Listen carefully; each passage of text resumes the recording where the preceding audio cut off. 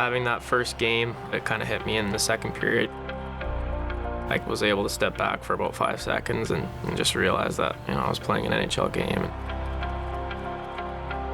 It was so cool to have my family find out, and then my friends find out, and then everybody texting me.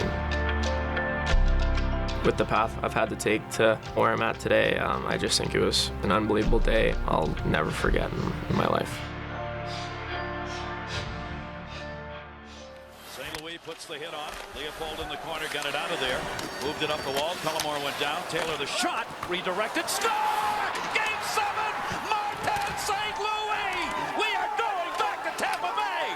I always looked up to Martin St. Louis. He was a smaller player, and just watching him, I have his jersey when he was in Tampa Bay, and I just thought it was so cool that this small guy could have such a big impact, and he was so good. He had such a good career, and I think that's who I would model myself after.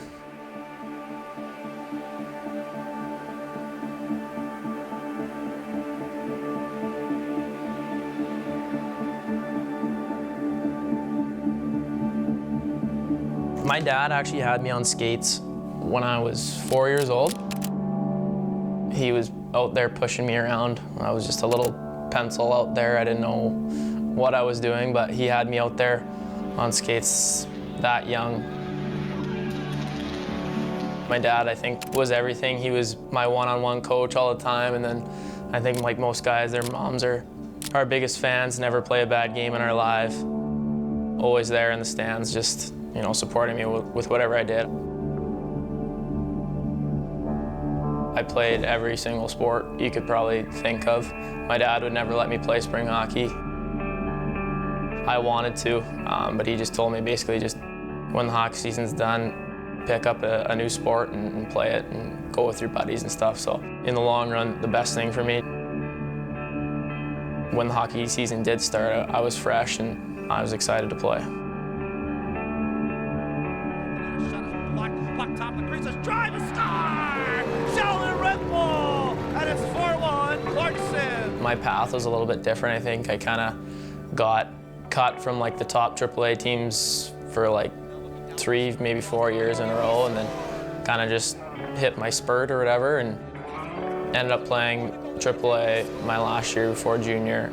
Ended up having a really good year, and I had several U.S. colleges offering me Division I scholarships already, so I kind of just jumped on the opportunity. I mean, obviously every kid wants to come in at 18 years old and play in the NHL, where I was 18 and I was still playing junior hockey. I hadn't even got to college yet.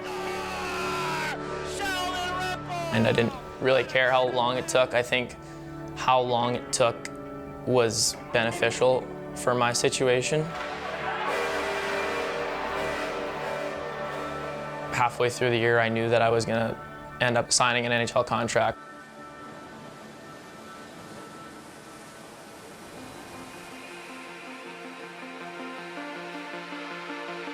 I started being contacted pretty heavily with all these NHL teams. It was such a crazy little week I had, just flying from city to city, basically deciding where I wanted to spend the next 2 years of my life. You're coming into the NHL and you want to be in the right position with the right team.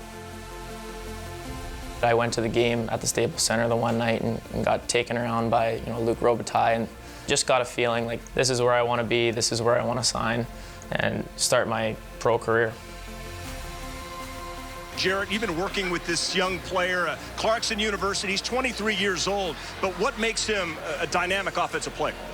Well, dynamic, you just said it, Patrick. He's very elusive. He's an east to west type of player. He's a player that I think the Kings need in their lineup. He's great on the power play. He can work the half wall. He wants the puck. 4 games in Ontario in the AHL. He's got 8 points. He's dominated these games. He was the best player on the ice both games.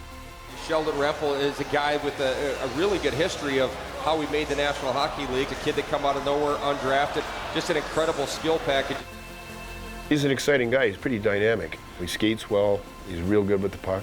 Another guy that's showing a lot of offensive upside. I like to play fast. I like to play with skill. I like to make plays. But being a smaller guy, I think being tenacious is extremely important. I don't think you'll be able to have success at any level without being tenacious. Definitely think my goal is to make the opening night roster next season.